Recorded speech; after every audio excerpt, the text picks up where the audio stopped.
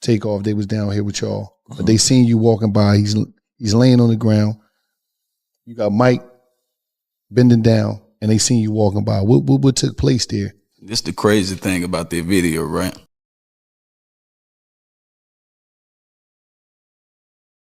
This isn't just some petty rap beef. This is a full-blown war that's been simmering behind the scenes. And now, it's boiling over. Mase just threw gasoline on the fire by dropping a private phone call between J. Prince and Takeoff. Nobody saw that coming. And now, J. Prince is spiraling, throwing threats, scrambling behind the curtain, trying to shut this down before it explodes. But here's the kicker. Mase didn't flinch. He fired right back. He called Prince out by name and said the things people have only dared to whisper in private. What Mase exposed. It's the type of truth that's had folks shook for years, scared to speak it out loud. And while everything's blowing up online, the bigger question still remains. What really happened that night in Houston? The night Takeoff lost his life. Because something about it still feels off. Missing footage, silent witnesses, and the same two names circling back over and over, J. Prince Jr. and DJ Pat. But now, this leaked call changes everything. If Mase is telling the truth, this isn't just a case of bad press. It might mean J. Prince is hiding something way darker. And this ain't just speculation. We're talking receipts, witness tweets, rare footage, podcast threats, even shady bail money trails. People on social media aren't holding back anymore. They're calling J. Prince a fake activist, a behind-the-scenes puppet master with cartel vibes, and straight up accuse him of having blood on his hands. So strap in. This isn't some casual YouTube gossip session. This is a deep dive into Takeoff's final hours, the mob ties connection, buried secrets, and why J. Prince is suddenly sweating now that the wrong dude decided to speak. So, boom, Mase had been keeping quiet, playing it cool for months.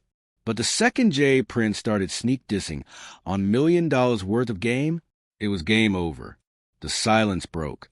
Mase and Cam had kept their lips sealed about what really went down in Houston, but Prince clearly hit a nerve. And Mase came out swinging, claiming he heard a private phone call between Prince and Takeoff, just hours before Takeoff was killed. And what Prince allegedly said on that call? Pure pressure.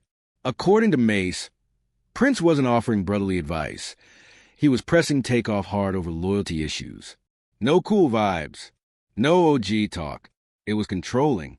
It sounded like Prince was trying to keep Takeoff in line, force him to stay in the fold. But once Takeoff started... Problem, J. Prince, and I'm going to tell you like this. If you're 60 years old and you're trying to be a street nigga, you failed. You failed. You failed. You failed. Backing away, started stepping outside of Prince's grip. That's when things took a turn. And fast. You dropped the ball. Now here's where things get real unsettling. That call supposedly happened the same night Takeoff was shot outside that bowling alley in Houston. Dice game. Heated words. Gunshots. Just like that. Takeoff was gone at 28. Then, when Mase finally broke his silence, J. Prince lost it. Hopped online, threw out veiled threats, and circled back to those shady comments he made about Offset. Try and make it sound like Offset wasn't really down for Takeoff when it counted. Remember this? You wasn't really there with Takeoff when he was alive. You wasn't really right there with him. That line right there? That's what sparked the explosion. Prince threw a jab, and just like that, the beef blew up, Cardi B stepped in to ride for a man, and things spiraled. Fast. But now that Mase is calling out that alleged private phone call between J. Prince and Takeoff, Prince is backpedaling. Full-blown panic mode. Trying to sweep it under the rug. But it's too late. The streets are already locked in, and this time they're not letting it go. One post on X nailed it. Nobody respects J. Prince after Takeoff died on his watch. That hit deep, and that's when the entire Mob Ties crew started catching serious heat. See, right after Takeoff was killed, Patrick Xavier Clark, a.k.a. J. Pat, was arrested real quick. But here's where it gets sketchy. Dude dropped a $1 million bond like it was nothing, and walked out of jail. Naturally, people started asking, who has that kind of pull? Who wanted DJ Pat out so fast? But here's the part that really turned heads. Word on the street is Jay Prince walked right past Takeoff's body that night and didn't even flinch. No reaction. No emotion. Just kept it moving like nothing happened. And it gets deeper. Jay Prince Jr. reportedly had his name removed from DJ Pat's bond paperwork. Let that sink in. Why would you go out of your way to erase your name from something, unless you were trying to disappear from the situation entirely? Y'all were all there that night, so why vanish now? Now the heat's rising, and it's not just DJ Pat people are watching. Remember Joshua, a.k.a. Lil Cam Fifth? Yeah, the same one who got picked up on gun charges right after Takeoff was killed. He's tied directly to mob ties, too. And here's the pattern that's got everyone side-eyeing. Every time someone ends up dead, it's always these same dudes with Jay Prince Jr. connections caught in the mix. Yet, somehow, mob ties still want to act like they're the ones being targeted. Nah, the public's not buying that victim card anymore. And let's not act like... Another thing, when you're dealing with older people, they're the last to know that things have changed. We not your little... Like, the way you talking, I don't get what you mean. Like Takeoff was the first red flag. Rewind to Duke the jeweler. He flew into Houston, checked in with mob ties, rolled some dice, and left in a body bag. Same setup, same eerie silence. And guess whose name was quietly floating in the background again? Y'all remember that eerie moment. The clip where Jay Prince tells his shotgun man to stand down? That didn't feel random. That looked orchestrated, like part of a bigger play. Because let's be honest, this doesn't feel like a one-off anymore. It's becoming a straight-up blueprint. Bring wealthy artists to Houston, make him check in with mob ties, set up a dice game, tensions rise, security acts clueless, and then someone winds up dead.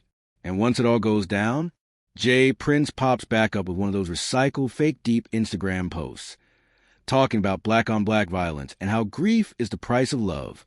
Bro, save it. Where were you when the blood was still wet on the pavement? And here's what really made people pause. Not one of the princes showed up to Takeoff funeral. Not a single one. That's not just disrespectful. That's ice cold. Why? Maybe they already knew the storm that was coming. Maybe they knew the streets were watching, and the heat was too close for comfort. Jay Prince Jr. didn't help his case either. Tweeting stuff like, "Don't wear jewelry around vultures." Like what? If you knew the environment was dangerous, why bring Takeoff and Quavo there in the first place? Why invite someone into chaos and not give them a heads up? And really, what's the point of this whole check-in system if it can't even protect your guests? Word is, Quavo was straight up arguing with Jay Prince Jr. just minutes before shots rang out. And now, new footage shows Jay Prince brushing off a situation like his name ain't tied to it. Like Takeoff didn't just get killed under his crew's so-called protection. Then came that episode of $1 Million. Wasn't really right there with Takeoff when he was alive. You know what I mean? So Dollars worth of game. Jay Prince threw subliminal shots.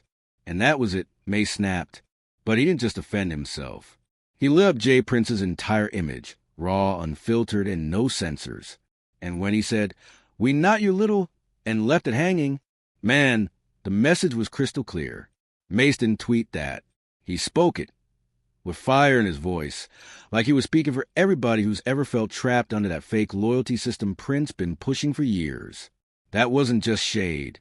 That was a straight-up call-out. And the whole internet felt it. He didn't try to mediate. He didn't act neutral. He didn't say a thing. He just sat there and let Mase cook. And that speaks volumes, especially coming from Cam, who usually plays it safe. Now fans believe Mase may have been sitting on that leaked phone call for a while, just waiting for Jay Prince to slip up.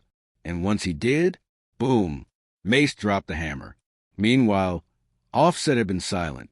But the moment Jay Prince tried to drag him, suggesting he wasn't there for Takeoff, Offset snapped back. Then Cardi B made it clear, they're not scared of mob ties. And trust it, Cardi don't bluff. That's when fans realized, this isn't rap politics anymore. This got personal. A full-fledged celebrity power couple just served the check, and Jay Prince's street cred started peeling away in real time. But here's what most people miss. Big names have been backing away from Prince quietly, like Drake. Used to be all over mob ties shout-outs. Lately, Crickets. No reposts, no tags. And remember, Jazz Prince hooked Drake up with Wayne and Young Money. But after Takeoff's death, Drake's been ghosting J. Prince Jr. completely. And Jay-Z? Word is, HOV hasn't even picked up a Mob Ties peace call since 2023. You know how he handles business. No drama, just ghosting. Why? Because these guys now have billion-dollar brands, corporate deals, and they don't want federal heat, especially with all the whispers circling Takeoff's case.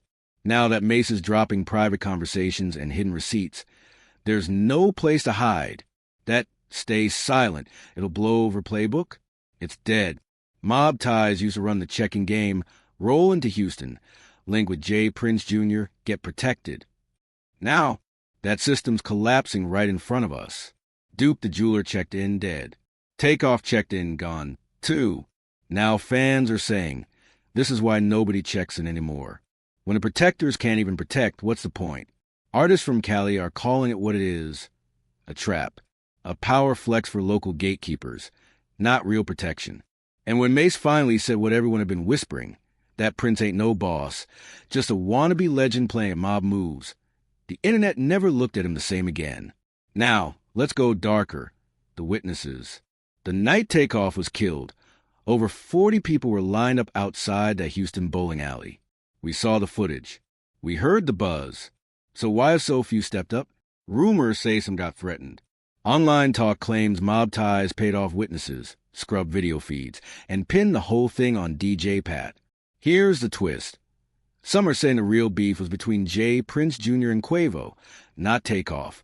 Takeoff just got in a line of fire. Accident? Or message that went way too far? And here's where it gets wild. Rumor is, the phone call between J. Prince and Takeoff was recorded, either intentionally or accidentally. That audio could exist. And word is Cam and Mase have it saved just in case Prince tried to spin things. If that tape drops, everything changes. Did Prince threaten Takeoff? Coerce him? That audio could be the smoking gun. But this isn't just clout chasing. This is Mase. The guy who walked away from Diddy, bucked the industry, and came back swinging. If that recording surfaces, it'd be checkmate for Prince's image. No more street mystique. No more boss persona.